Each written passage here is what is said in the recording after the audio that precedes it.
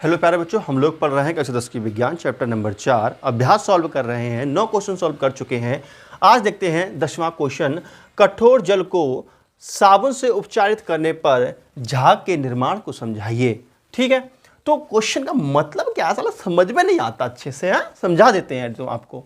कठोर जल को साबुन से उपचारित करने पर, साबुन से उपचारित करने पर, किससे? कठोर जल का। बेटा कठोर जल है ना, कठोर जल को सॉफ्ट करना है, कठोर जल का हमें उपचार करना है, उसको मृदु बनाना है। तो कैसे बना सकते हैं? उसमें अगर हम निरमा डाल देते हैं, साबुन डाल देते हैं, तो वो कुछ मात्रा में मृदु हो जाता है। उसका उपचार करना है, कठोर जल को थोड़ा सॉफ्ट बनाना है, ठीक है, मृदु बनाना है, तो उसको कहते हैं कठोर जल का उपचार करना। समझ में आ रहा है?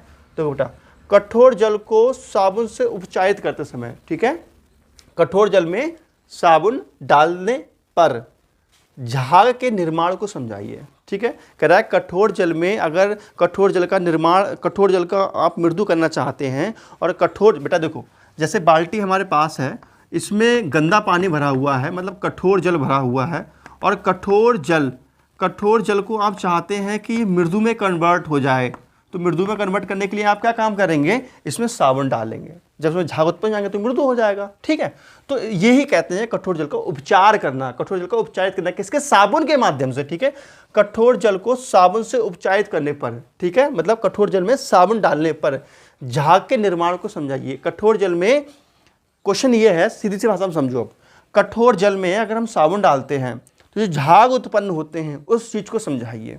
झाग कैसी मात्रा में उत्पन्न होते हैं, ज्यादा मात्रा में, कम मात्रा में, वो चीज समझानी है हमारे लिए। ठीक है, तो मैं आपको बता दूं, जो कठोर जल होता है बेटा, कठोर जल में कैल्शियम आयन और मैग्नीशियम आयन उपस्थित रहते हैं हमेशा। आ रही बात समझ में? ये आयन कठोर जल में पाए जाते हैं। जिस जल में ये आयन पाए जाते हैं वही तो कठोर जल कहलाता है। ठीक है, अब ध्यान दें, हमारे पास जो साबुन है, साबुन का सूत्र होता है बेटा C17H35COONA। ये सोडियम का साबुन है। ठीक है, ये साबुन का सूत्र है। मैंने 2 अणु ले लिए हैं साबुन के।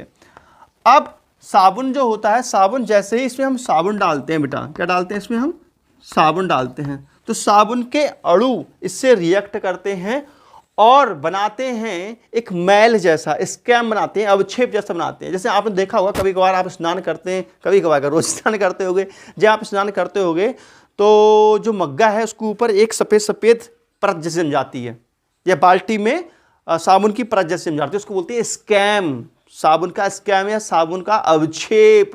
आप नहाते होंगे तो कभी कभार आपने जो नल की चौतरिया होती है उस पर झाग की जगह कुछ सफ़ेद सफ़ेद देखा होगा बहते हुए, वो होता है स्कैम, साबुन का स्कैम होता है वो। ठीक है, तो देखेंगे बेटा, इसमें Cu+2 आयन जो हैं ये, तो ये कठोर जल में होंगे, ये कठोर जल में आयन होंगे। किसमें बेटा?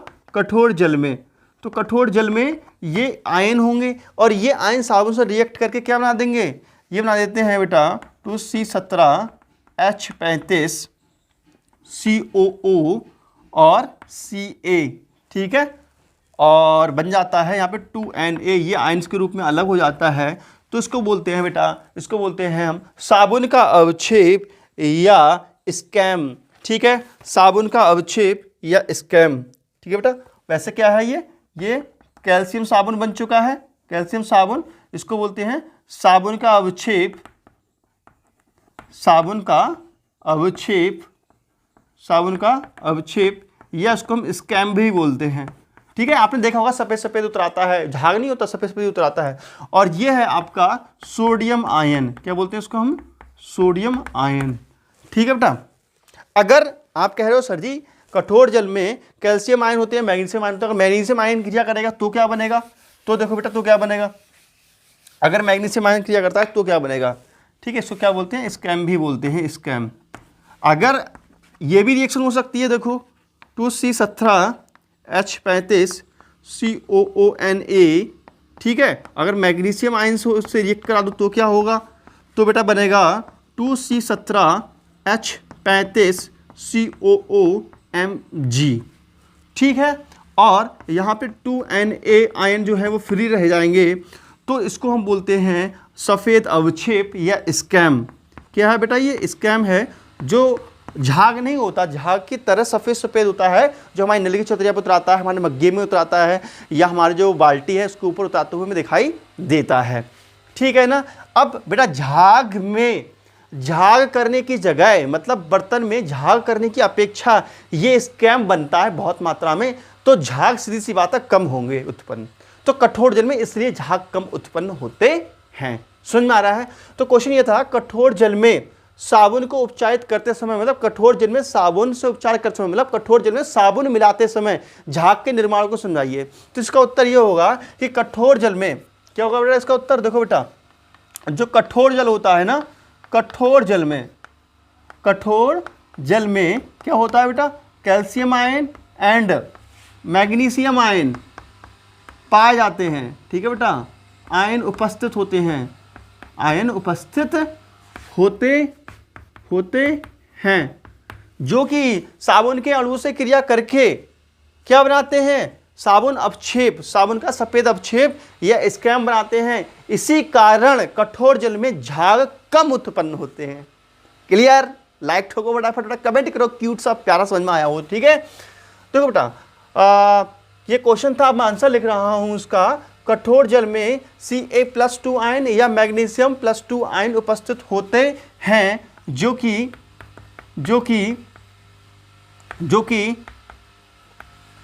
साबुन से रिएक्ट करके या साबुन से क्रिया करके अवक्षेप, ठीक है, साबुन का अवक्षेप या इसको बोलते हैं स्कैम बनाते हैं, जिससे झाग कम मात्रा में उत्पन्न होते हैं, जिससे झाग कम मात्रा में उत्पन्न होते हैं। समझ में आया बेटा। इसके कारण क्या होता है, झाग कम मात्रा में उत्पन्न होते हैं। तो ये दोनों रिएक्शन आप लिख लीजिएगा। समझ में आ रहा है आपको। तो बेटा ये क्वेश्चन आपको क्लियर हो चुका होगा, मुझे पूरी उम्मीद है। नेक्स्ट क्वेश्चन है, यदि आप लिटमस पत्र, ब्रैकेट बनाओ, लाल एवं नीला से साबुन की जांच करें तो आपका प्रेक्षण क्या होगा। ठीक है। क्वेश्चन ये है बेटा, ध्यान समझेंगे। जैसे हमारे पास क्या है, साबुन है। ठीक है। साबुन की हम जांच करने जा रहे हैं नीले एवं लाल लिटमस पेपर से, तो क्या हमारा रिजल्ट आएगा, ये पूछ रहा है। ठीक है। दो मैं आपको बता दूं, जो साबुन होता है, साबुन बेटा क्षारीय प्रकृति का होता है। साबुन कैसा होता है बेटा, साबुन होता है क्षारीय प्रकृति का होता है। ठीक है।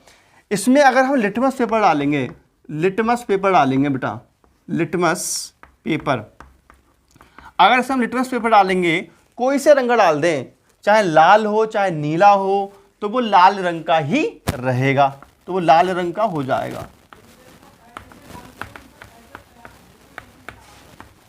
लाल रंग का लिटमस पेपर।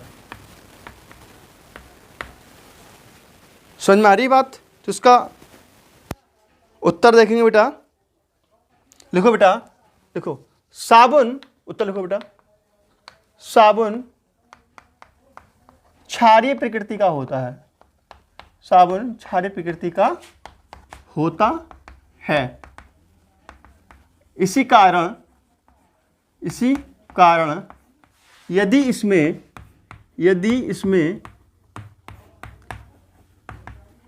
लिटमस पेपर कोई से डालो, चाहे लाल डालो चाहे नीला डालो, लाल ही कलर प्राप्त होगा। ठीक है। यदि इसमें लिटमस पेपर डालते हैं, तब हमें लाल रंग का लिटमस पेपर प्राप्त होता है। ठीक है। और ये भी लिख लेना चाहो तो, समझ में आ गया। ये इसका आंसर आपको फाइनल हो चुका है। ठीक है। नेक्स्ट क्वेश्चन है, हाइड्रोजनीकरण क्या है, इसका औद्योगिक अनुप्रयोग क्या है, ये देखेंगे हम नेक्स्ट वीडियो में। वीडियो अच्छा कर दिए लाइक, चैनल को सब्सक्राइब। मिलते हैं नेक्स्ट वीडियो बेटा, तब तक नमस्कार, जय हिंद, वंदे मातरम, बाय बाय बेटा।